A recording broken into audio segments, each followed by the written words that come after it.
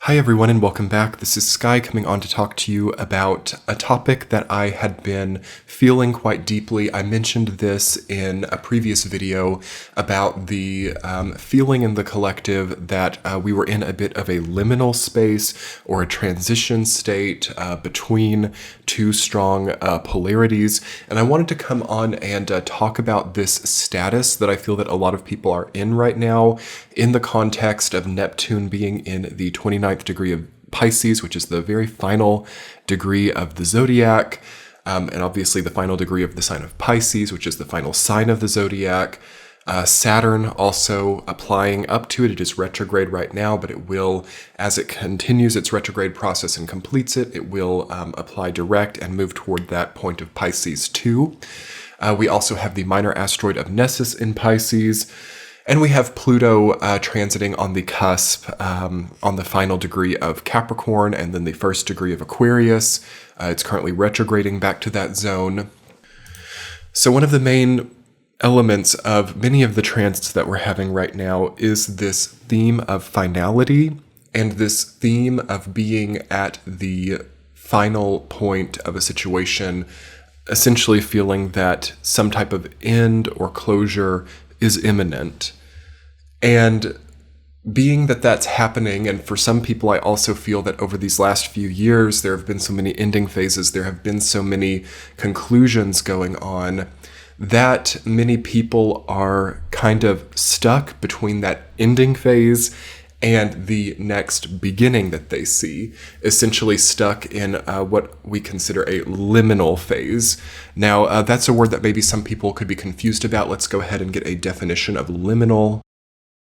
Okay, the definition that I'm seeing is primarily intermediate between two states, conditions, or regions, transitional or indeterminate. Another definition is pertaining to a threshold or entrance.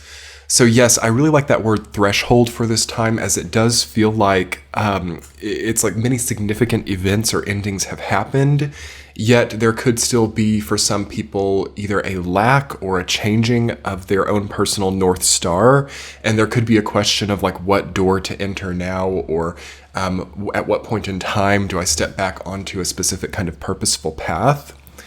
And I wanted to just really take time in this specific video to bring through some insights and intuitive energy about what it means to be in a transitional or liminal phase, and how we can use this time in the way that is most purposeful and meaningful and does not demean the inherent spiritual or cosmic purpose behind being in a state like this, yet at the same time does not enforce too much or identify too much or perhaps prolong a state of transition, or I suppose liminality.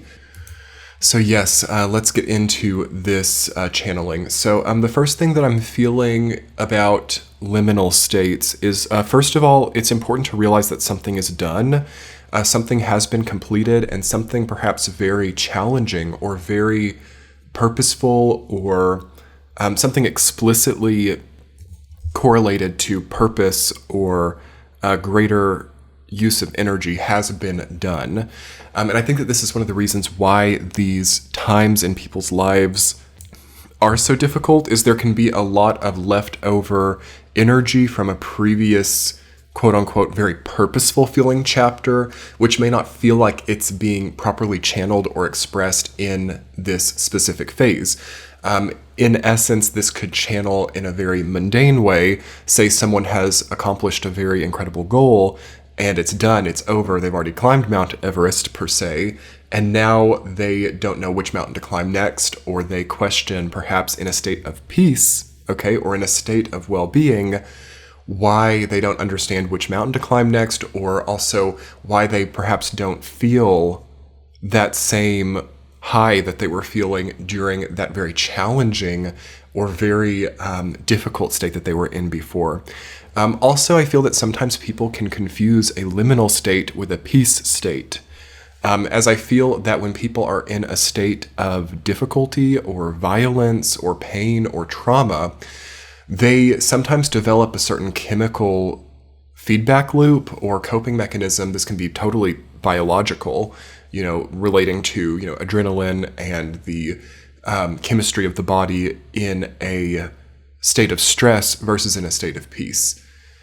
Sometimes I think that when people get into a liminal space or they get into an in-between space in their life, it's often meant to heal this stressed feedback loop, because at the end of the day, it is very bad for the health to have these feedback loops going, even though they can be the difference between viability or survival when we're essentially climbing Mount Everest. So if you're finding yourself in a liminal phase right now in your life, in a transitional phase, or being between two goals or between two ideas, perhaps even feeling conflicted, or even as a bit of a yo-yo, like I kind of want to be in that industry, but maybe I should be in that industry over there, or because I have something that kind of works now, I can't select a specific goal or purpose, and it just kind of feels like infinite in a way. This is very much evocative not only of Neptune and Saturn in Pisces, but also of Jupiter in Gemini, right? These are both signs of duality that are very prevalent right now in the sky.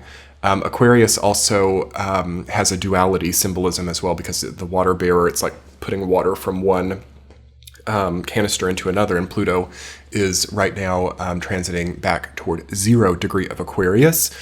So there's a lot of symbolism right now, you all, that deals with duality, and I think for most of the collective, it's not duality expressing as polarity, it's duality expressing as a liminal space, or as an in-between. Also, I think that it's very possible to see people undertaking dual purposes here, or dual realities, like working 2 jobs at once, or studying and working, or in some cases polyamory could be at a increase during this time, like not confining oneself to one reality, one job, or one relationship. Yet at the same time, the challenge with this is that many times when we have so many different things that we're placing our energy into, it's all a balance, right? Obviously, diversification is important because you don't want to have one canister monopolizing your energy, but then you also always run the risk of being overextended. If you're putting energy into too many things. Also, each individual thing could be lacking in quality or lacking in cohesion because it's kind of fragmented from the root or fragmented from the center. So another thing about liminal spaces is the possibility of fragmentation and the possibility of splitting up something that was once centralized. So we ask the question, centralization versus decentralization at many different levels here, and it's sort of a question, I think, about the greater hierarchy of this specific quantum reality as being one of centralization or decentralization. And this will not just be at a level of, global conflict or global power. It's also at a very individual and mundane level, as well, as many people as individuals are asking themselves, can I devote myself to that one thing, or do I need to be separating my energy into multiple different tracks? Because I'm definitely feeling that people want the added security of separating their energy into multiple different tracks, but this is the same frequency as a liminal state or a liminal space, so you have to prepare yourself psychologically to sometimes not feel totally committed to something, or to not feel also like you're willing to divest yourself of other things to commit to one thing. And at the same time, we've had a few years recently that really wanted us to, when we had those Jupiter-Neptune conjunctions, for example, in 2022, we had this feeling of generating this ultimate cause, or essentially centralizing into one element or into one cohesive persona. In some cases, one ego. That was also a growth of egotism as well during that time, growth of ego in general. And now I would see maybe a contrary force to that, as I feel that that's actually done what it needed to do and proven what it needed to prove. Now it's moving into a separate area, and it's starting to regroup. So I also feel that liminal spaces, this is another keyword that I'm getting with them, is regrouping. So part of the reason that we enter these states is usually because there's something in our frequency that's not working systemically. Something is conflicting, something is not the best for us. So there's a need to regroup or a need to change systems. You guys, okay, try to take advantage of this. Let me put some dates on this and check the description box below as well. I've got some dates going on, but I definitely think during Neptune retrograde, we're going to be seeing most potently the degree to which our life is in a transitional or liminal phase. July 2nd to December 7th, 2024 are the dates for that transit. Now, I feel that this will be in effect until Saturn and Neptune get into Aries, okay, which is in 2025. I know Neptune moves March 30th of 2025 into Aries, and I just think having the Anaretic degree of Pisces, which is not just the Anaretic degree of Pisces, it's the Anaretic degree of the zodiac of all 12 signs. I suppose it's the 359th, 360th degree of the zodiac. It just is the case that it is difficult to put everything on the line here and start over in some way. We are very much in a reflective phase. We are very much in a state that is asking us to understand the long-running moral of all of the different elements of our life over perhaps our entire life. And it can go even longer than that. So past lives, but especially, things are more physical right now. So maybe the generational questions in the family lineage. Also, how is that harmonizing or not in your life? That would be very important to look at here. As well, it definitely deals with individual perception of control. So people really struggle here when they need to feel in charge or in control of things, because the fact of the matter is that longer running momentums are really outweighing any type of human capacity right now. That's also perhaps instating a form of collective liminality or a state of collective transition orientation, as people realize that some of these momentums that are working out globally during this time are not something that individual people can change. They are things that have to kind of autonomously change, or have to, and perhaps there's a steering component and perhaps there's not, of how this ends up changing. And essentially people get into odd power dynamics during this time where they might want to try to take the wheel of something, or they might want to try to change something, but then the actual result of that, compared to the outset or compared to the maybe motivational factor or the goal that was set in taking the wheel or standing at the helm, the result that happens after is maybe polarized to the expectation. Again, I'm feeling that Jupiter in Gemini that we have, during this ending phase leading us up into 2025, where we get the Saturn and Neptune in Aries, and we get some major new beginnings and major changes. And I would say less likely to see a liminal phase during that time, and more likely to be on the new path, or more likely to be stepping into realities, territories, areas that you've never been before. That is coming up in 2025. I wouldn't try to rush it here. We're already in June of 2024, after all. That's not that far away. And I feel that we can't. There's going to be a feeling like people want to rush. We've got Mars and Jupiter during the rest of this year being very active and being very, perhaps annoyed or disarmed when they don't feel that there is an immediate gratification or an immediate resolution put in place that just, puts everything the way that an individual ego wants it to be. There is going to be this difficulty here for the rest of 2024, and I would say most of 2025, this difficulty around, why can't I just make a choice or a decision that resolves all of this? Why is there irresolution? Why is there a lack of a North Star? Or why is there not just immediate centralization, which is, I feel, what a lot of people are actually craving, despite maybe taking actions that suggest the opposite. So I feel that is also a characteristic of being in a transition or liminal phase in your life, is perhaps there are many actions, identities, perhaps even egos or motivations that run contrary to each other. I was talking a lot on Patreon recently in some of the recent tea chats about, does people's lifestyle match their spirituality or religion? Does the location that they're choosing match the needs of their health and the lifestyle that they are connecting to now?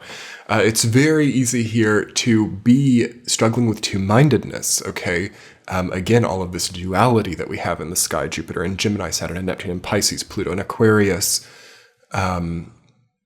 It's important, I think, during this time to check back in and ask, in what ways are the ideologies I've chosen, or in what ways are just the choices that I'm making, like especially the real actions and choices, are they working against each other? For example, I found a need to maybe like make a lot of money or to create a lot of frequency in my life. Yet I've also, through this, developed a very spendthrift element of my nature, sort of enacting a zero-sum game of sorts into my life, making all of this in some ways tangential, as opposed to what would be better during this time would be perhaps, okay, I have a goal or I have some type of financial goal that I need to meet. I need to really not deprive myself, but certainly take full advantage in my own capacity to really get ahead if I'm in a time of prosperity. On another track, you can see people committing to long-term relationships here or forming marriages, yet because they have that authority or that maybe new strict confine in their life, it can cause them to develop a wandering eye, which makes the marriage kind of a zero-sum game. You see, this is one of the shadows in the collective right now, is it kind of likes to flirt with antithetical stories. So it's like one perhaps embarks a major energetic investment and a lot of effort to perhaps make a lot of money and have a marriage, while at the same time they enact very spendthrift ideologies and begin to want to cheat, okay? Now, I'm not putting that out there. I'm just saying that this is kind of what I'm seeing in the collective right now is it's like without the new business and marriage, the person would be more frugal and monogamous, okay? Isn't that odd? But it's like because they get the business success or because they get the marriage, all of a sudden they want to escape those confines or they want to experience what they were kind of like in before, which was poverty and the ability to have multiple relationships or something because they weren't committed. So it's weird sometimes how people, this is like the best breakthrough in this video, I think. It's weird sometimes how people get these motivations in their lives to make things better, to get more prosperity in their lives, to get better relationship partnership going, just to have these antithetical desires to jeopardize these things, or in some cases to have the best of both worlds. This is basically the energy of darkness and evil operating in people right now, where they unknowingly jeopardize all of their efforts or jeopardize the cohesion of, in some cases, God-given gifts and miracles in order to experience spiritual anarchy, where they feel that they can do anything. So there's a delusion during this time. There's even I would even call this, I suppose, an unconsolidated cult of people right now who like to kind of jeopardize everything for the fun of it. This is also connecting to the Saturn conjunct Nessus that we have right now. And be very careful. If you're having a lot of these impulses, I would get into therapy. Okay, I would get with a psychologist during this time. I would not let these things become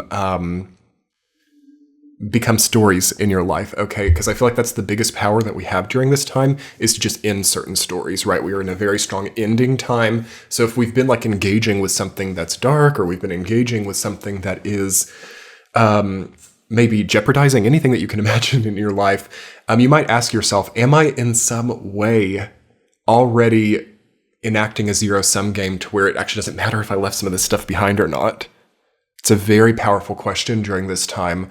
But contrarily, many people also need to ask, am I seeking out antithetical stories that are going to have other people leaving me behind because I'm so difficult to deal with, or because my life is causing spiritual anarchy, which is making people either afraid of me or making people very disenchanted with with me. And we need to be very sensitive to this because it's not about seeking popularity. It's not about trying to people please, but it's kind of the polar opposite issue where people can be so difficult during this time and people can be so out for their own gain and out for their own pleasure. It's almost like a desperate kind of energy. It's like, I've waited so long. I've like had all of these years where I've like never gotten what I wanted. And now I just think I'm going to totally douse all of the past in diesel and just throw that match at it. Well, that's done for some people now. And maybe it's not bringing the feeling of gain that they thought. Maybe it's actually a loss. I mean, is that rocket science? But here's how this works. Here's how this feeling of evil and darkness that's really prevalent right now works, is it tries to coax people into the romance of loss, or it tries to coax people into, rather than lighting the match on behaviors in their lives that are really destructive to themselves, it's like maybe you should instead light that match on things that are actually stabilities and things which you've worked for such a long time for, and keep, these self-destructive patterns all at the same time. You see, this is what a lot of people are dancing between right now, and give a thumbs up to this video and comment below if you know someone in your life who is on this page. And what we have to do as people who are perhaps engaging people like this, or if we have family members, or if we have friends, or, whoever, whatever types of contacts we have in our life who are in this kind of like process of personal anarchy and personal destruction, we have to regroup and we have to accept this liminal state as a time for healing for us, okay? Because I feel like people get too reactive to this as well, and it causes people to lose sleep. And this is where we're really tested as people perhaps on the other side, of people in these destructive phases, or in the proximity of them, because collateral damage surrounds this energy that I'm talking about. So we don't want that to be us, right? Or our lives. This is where we get so tested, you guys. Saturn and Neptune in Pisces, Jupiter in Gemini, Pluto in Aquarius. We get so tested as to the strength and fortitude of our own consciousness, and our ability to compartmentalize is maybe not quite the right concept, but our ability to, okay, despite this person doing this to me, despite my change in finance, despite living in a place that's not quite right, despite all of these challenges, I am trusting in my own karmic status. I'm trusting in my own choices. I'm trusting in my own long-term momentums.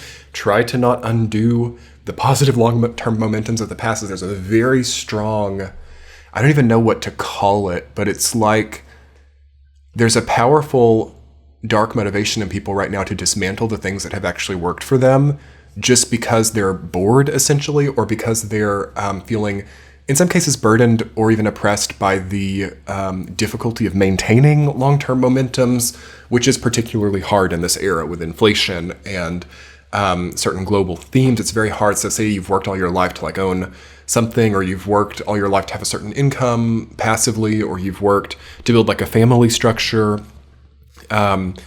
And now it is actually hard for a lot of people to maintain these things because we have a succession crisis, or we have a change that is happening based on Pluto and Neptune being on the cusps of the signs they're on, changing sign. Whenever the outer planets change sign, it is always a change in, it's like a passing of the baton, or it's a change in the backdrop of the collective stage, essentially.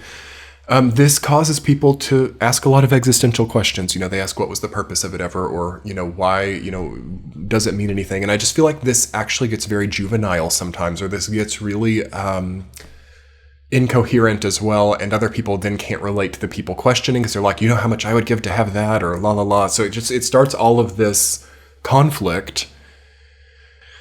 And for the people who are in a proximity to it, I feel that they are thrust into liminal spaces.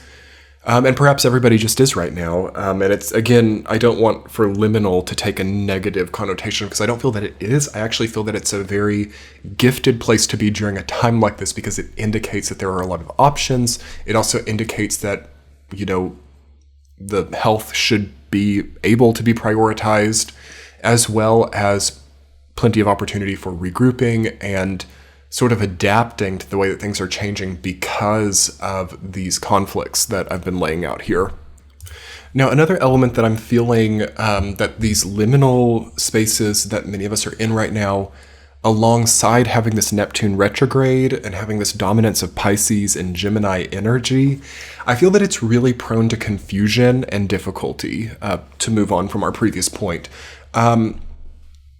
Have you been struggling with confusion? Have you been having a lot of two-mindedness? Have you been having a lot of indecision, or, as I like to say, being bogged down in the fog, or essentially analysis paralysis?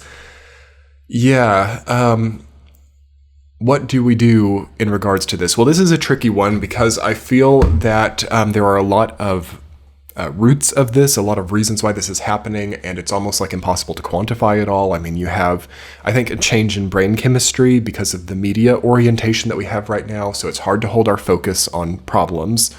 Also, a lot of our energy is so put out into different tracks that it's hard to also summon energy. So if you can't focus and you can't summon energy, I mean, that's just rife for confusion and a lot of plateau and stagnation too. So what we're kind of going to have to do here is either plan for the future or begin to divest energy from certain areas, basically reclaiming our energy and time. And also what I've been suggesting to people is to basically simplify things down and reduce things down as much as you can, and begin a process of just making choices that really can't be wrong for you. So, you know, if you look economically, or if you look into your household, or into some of the more physical elements of your life, right? You know, getting it out of the mind a little bit. There are certain choices that people can take that are just pretty much not possible to be wrong. So honesty and transparency, it's hard for it to go wrong. You know, if we're in inflation, choosing to have more tangible sources of value, in most cases, it's not going to go wrong, but it has to be balanced, and it's so dependent on an individual's position. But I just feel like, you know, the state of the home, the state of the expression, the state of how we're integrating also with other people, it's just important to rely on really good ethics and values and really stable decisions here to be a sort of foundation that is existing in real life. Okay, so trying to make certain things less abstract could be really good. You know, having your house now, or having, you know, your garden, or having also solid relationships with solid people.